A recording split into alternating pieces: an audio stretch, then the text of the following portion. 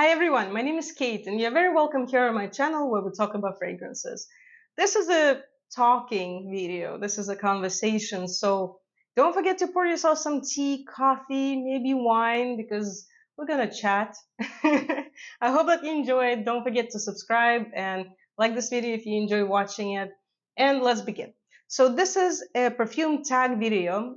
Claire Smith kindly tagged me in one of her videos and was super exciting. And she opened this new door for me in a way. And I met other perfume influencers, perfume creators, people from the fragrance world thanks to her. And I feel like I'm a little baby, trying to walk right now because I'm discovering this new horizons for me right now. Maybe some of you remember that I promised to make a video as soon as I hit 1,000 subscribers. So the video about how this obsession started in the first place, my perfume journey. And thank you so much. I just cannot thank you enough. Thank you for, I will start crying. So, you see how I feel. So yeah, but thank you really about your attention. Thank you for subscribing, for being with me, for talking in the comments. I cherish our conversations, your opinions, and it's amazing. This is shaping, this becoming, growing into this beautiful community that I really appreciate. That is very important for me. I try to talk to everybody and yeah, just learn about you guys. Thank you for being here. I appreciate you so, so, so much. Okay, so let's do what I promised. Let's deliver how it started. So I will start with this and then move to perfume tag questions. It all started with her. This is Narciso Rodriguez for Her at the toilette. And oh my god, yeah, there's almost nothing left. This is the original bottle. This is the bottle that is at least 13 years old, maybe more. I was 19 and I was living separately from my parents already. And one day I came to visit.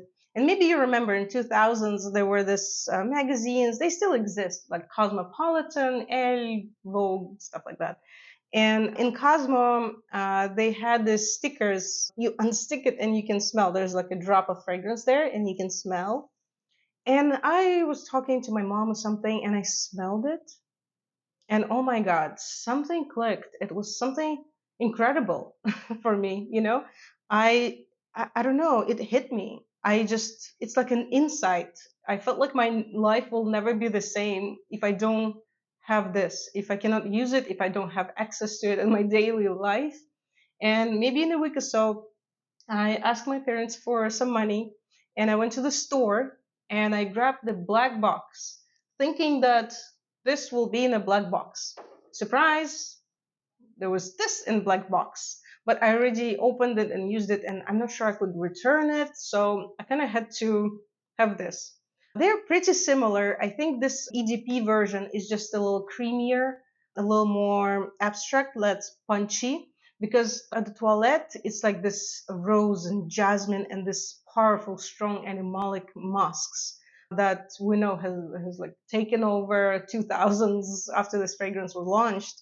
This is a little, I cannot say this is a shy fragrance, not shy, but it's shyer version of Eau de Toilette. Still nice. I still use this bottle. There's almost nothing left too. It's beautiful. This color, just something. So yeah, that's how it started. Now I use Forever version, the newest one because it's I think it just it responds to questions of our time because it's not as punchy. They added a lung, so a little more sweetness into this fragrance, and so it's not as punchy. It's watered down. They added ylang that makes it like kind of softer and not softer, sweeter. I would say sweeter. And I like it. I feel like the time has passed for me with those. I don't feel as, I don't know, I just don't feel like it's me anymore.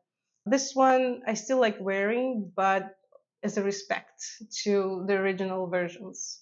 So yeah, I still own this bottle and I do wear it sometimes. Okay, now let's move to perfume tag, the questions. Okay, wear something that reflects your personality. I wouldn't say that disco ball reflects my personality, but here I'm trying to work on my insecurities. And that's so okay. Other people under this tag, they also wore the favorite color. And my favorite color is emerald. And can you imagine my surprise when I saw that I don't have anything emerald, only one sweater, but it's buried somewhere in my winter clothes, and I didn't want to like look for it for too long. So another color that I like is gold. I like everything gold. I'm definitely not a silver girl. I'm a gold girl. And I decided that I want to celebrate us, you, me, my channel, and wear something that looks celebratory, that looks like this. Because I also like gold. I love everything gold. So why not, right? So yes, my favorite color is emerald, maybe turquoise too. Turquoise is quite kind of a colder version of emerald, and gold. Okay, next. Where are you from? I'm from Moscow, and you may have noticed that a lot of my fragrance associations come from my upbringing, from my childhood, the smells that were surrounding me back then. Now I live in New York, and I fell in love with New York the first time I came here. Something clicked, just as with for her, with Narciso, something clicked with New York too. I even got myself a keychain in the shape of a key, and I used it for the keys to my Moscow apartment. And I was visualizing that this is a key for my New York apartment because it was my dream, and now my dream is true. I live here. Okay, name a fragrance that your partner loves and you. Oh, guys, don't even get me started. I asked him, he said, you have way too many, every day you smell different, I cannot really like catch one that I like the most. And no, nothing, I guess. Okay, what's your favorite designer fragrance house right now? I actually put Mugler here. I also like Tom Ford. With Mugler, I don't know, maybe Mugler I just like a little more. It's a little bit more significant, but I would say older launches of Mugler. Not as much modern versions, especially after Thierry Mugler has passed.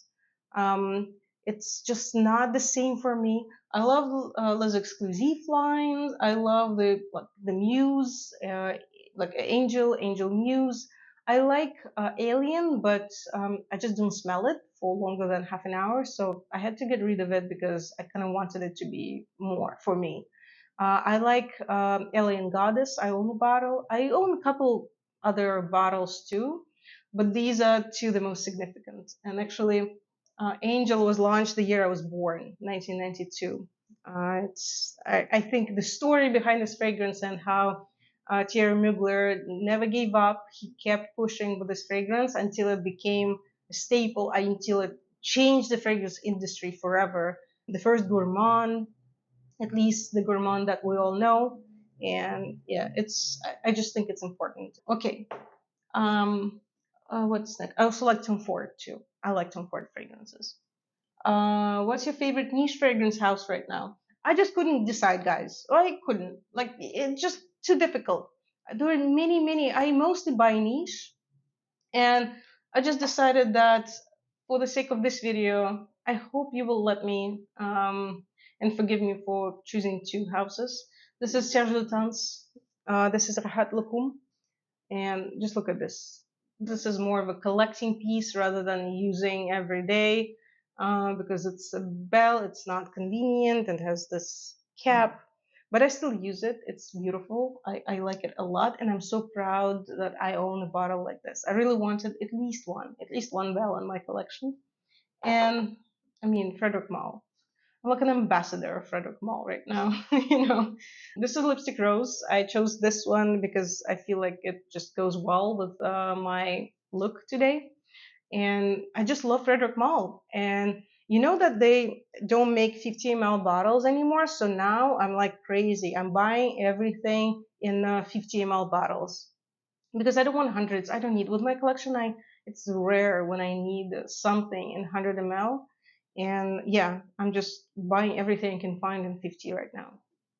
Okay, next question. What's the value of your current fragrance wish list? No. Mm-mm. I am excessive in this topic and fragrances. I don't spend a lot of money for clothes. Okay, food, it's New York, so I spend a lot of money for food, but still, it's food. like makeup. I don't have any expensive hobbies behind, like besides fragrances. So I decided I can let myself be excessive in one thing in my life, and I consciously chose fragrances. So I don't do so many calculations here. Of course, I'm not dumb, right? I don't spend all my income for fragrances, but I don't want to count how much. I never counted how much my collection is worth. I never wish list. No, no, no, no. I don't know. I don't really want to know. It's something that I don't know. It's something for my soul. It's something that I don't want to feel too limited in. Of course, I don't buy every fragrance in the world, but I'm pretty picky with what I buy. But yeah, no. Mm-mm. Mm-mm. Okay. Which brand that you do not receive PR from would you like to receive PR from? Honestly, I don't really receive PR. So far, I got only one bottle from a very new brand, and it's a bottle that I chose. It's a fragrance that I actually liked at the presentation. So, like, I don't see anything wrong with that. And I talk about my honest opinion about it. Okay, I think there's some child's birthday. So please ignore the sounds. Okay, there's a woman singing and some music. Okay, I would definitely want to get a PR from Frederic Malle, of course. I would definitely want to get something from Serge Lutens. Yes, I would like to get something from Killian Tom Ford. I'm not sure those send PR bottles though, do they? I want the PR from Zoologist because it's a tradition on my channel. I always review new launches by zoologists, so to do this with a bottle would be amazing, right? I don't own a lot of bottles of zoologist because these are not easy fragrances to wear sometimes, you know? So I don't want to rush and buy the full bottle before I know I'm going to use this particular fragrance because they're not easy. They're just not very simple, everyday, easy, like don't know what to wear fragrances. No, it's not about zoologist. So yeah, I feel like I'm zoologist ambassador. All my friends know it. All their friends know the brand. Like I just spread zoologist among New York like crazy, you know? So I feel like half the sales come from me or indirectly from me. Okay, who's your favorite micro influencer? To be honest, I'm just exploring this right now.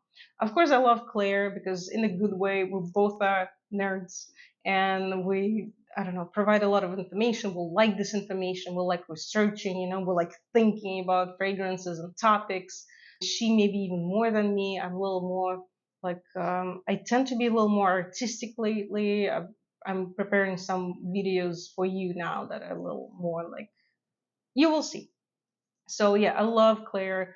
I love Tammy Roxanne, I think her nickname is. I really want to have a collaboration with her. I really have some ideas. I still need to contact her and reach out and tell her about my ideas, but I feel like I need to digest a little, you know? I love some of the bloggers that I met because of Claire. I haven't watched them too much yet, so it's too early to say something particular. But yeah, they're great. I also love Georgia Tonka, but she kind of requalified right now, and she doesn't make so many fragrance videos. But we became friends, I think, and our friendship was based first on the love to fragrances. So yeah, so far we'll mention these people, and I hope that this net will grow. And next video that I make, I will give you more because I'm still exploring this. I don't watch so many fragrance videos. And the next question, what are you most influenced by? I mostly read. I read perfumers, blogs. Sometimes I just Google if I want to learn more about a fragrance. I just randomly watch whatever I find about it. But I don't always remember who it was. For some reason, that's how my brain works. Only the information stays there. So yeah, I cannot say that I'm super influenced by anybody. Sometimes I notice that I have pretty similar taste with some people, but I just also don't want to be too influenced, you know, because I have my channel and I have a particular vision for this channel. And I feel like if I watch too much videos and I'm impacted by them too much, I just cannot hear myself, my own voice. So I'm trying to find a balance here between being in a fragrance community, connecting with people, watching videos, and also feeling what I want and seeing what I want out of this and how I want my videos to look like. Okay.